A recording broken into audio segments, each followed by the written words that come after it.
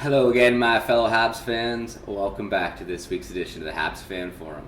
I'm Ben Dankiw, and here at the Fan Forum, us fans get to have a voice. So let's talk about those Montreal Canadiens, because we have had another polarizing week.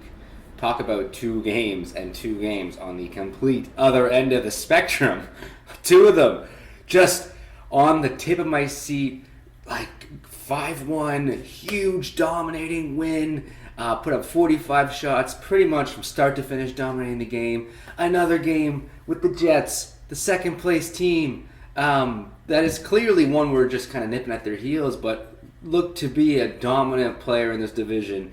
And we put up just a solid effort, skating hard, banging around, throwing hits, scoring goals, and a big 4-2 win against the Jets. So you have these two amazing games sandwiched with this completely lifeless blah effort where super frustrating. Now I'm gonna give a little bit of credit here because on the one game against the Calgary Flames we were coming off of a crazy late 11 p.m. Eastern game and playing 9 p.m. Eastern the next day. Like the flight to the hotel to the time between the game, I know you'll often hear travel time, they're tired. No, that would be very tiring. You could tell the guys had no legs, they weren't skating hard, and as much as it was a lifeless effort, and I was getting very upset watching the game, you could tell the Montreal Canadiens were hurting from that big, exhilarating win against the Vancouver Canucks, 12 hours before? It felt like it at least. So, you had this excuse about this game right in Calgary, back-to-back there, but then Saturday night hockey, big game. Need to come off that terrible loss. You had the excuse about the schedule. The Vancouver Canucks game must have pumped you up, and you had just lost against the Canucks in a very tight 2-1 shootout loss, and then came back with that big win. The fans, we were sitting there going, all right, Saturday night hockey, let's go, guys, let's go. Ready to watch them just bounce back huge. And it was just lifeless. The first two periods, I swear we floated through that game. The 3-1 marker that I think was Petrie put in, just garbage time in my opinion. They played a hard third period, but you can't come in the third period to win a game. So I was getting a little upset about that one too. And again, a polarizing week though, because watching them in that big game against the Jets and the big game against the Canucks, you're sitting there going, this is my team. This is what I want to watch. They're flying on all cylinders. They're skating hard. They're buying into the system. They're doing all the things right. And when this team plays, this team can play. They can bang with the best of them. And then you see those other two. So I think so far we're 4-3-3 under Dominique Ducharme. And but I do see that trending in a positive direction. Tyler Toffoli keeps scoring. Josh Anderson, when healthy, keeps scoring. I have some good notes to go over for some of the players. I got some players who are going up in my books, and I got some players who are going down in my books, at least in terms of their performance of late.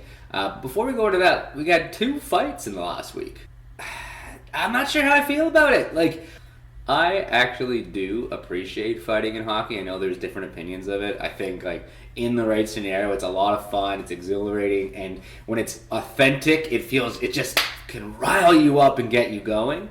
The enforcer error is another story. But in this case, you got 2 fights. One of them was JT Miller against Ben Sherratt. Breaks his hand. He's out 6 to 8 weeks. And it just shows the hole in our defense.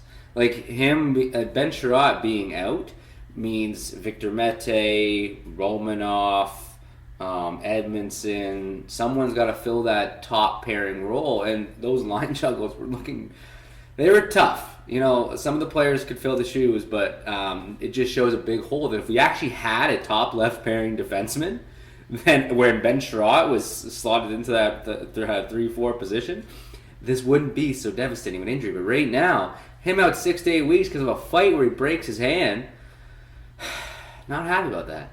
All right, let's break down some player notes of who's trending up and who's trending down. KK, beasting, loving it. Keep him on that top line. he's going to be a star. He is a star. His point totals are going up. He's getting more confident. He's so hard on the puck. That kid's only going to get better.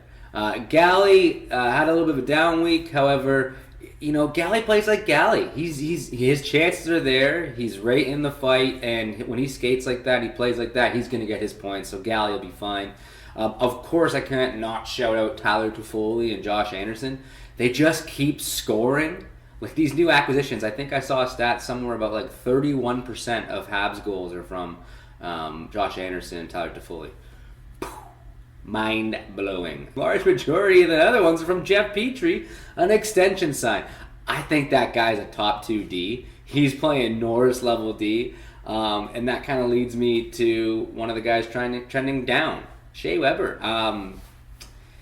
I mean, he's not a liability by any means, and he's still Shea Weber. He's got it in him, but he just hasn't seemed crisp in the last few weeks. He's missing passes. I hope he's not injured, but one way or another, he's got to step his game up. All right, that's it for this week's episode of Habs Fan Forum. Thank you for watching. If you liked the video, please make sure to like down below, tell all your friends, and of course, subscribe to the YouTube channel. Don't forget to hit that little notification button just to make sure you know when next week's episodes are being released. If you have any questions or you want to reach out to us on Twitter, it's at Montreal_Forum. And of course, make sure you follow at All Habs for the best Montreal Canadiens coverage. All right, thanks again. I'm Ben Dankiw, and finally, go Habs, go!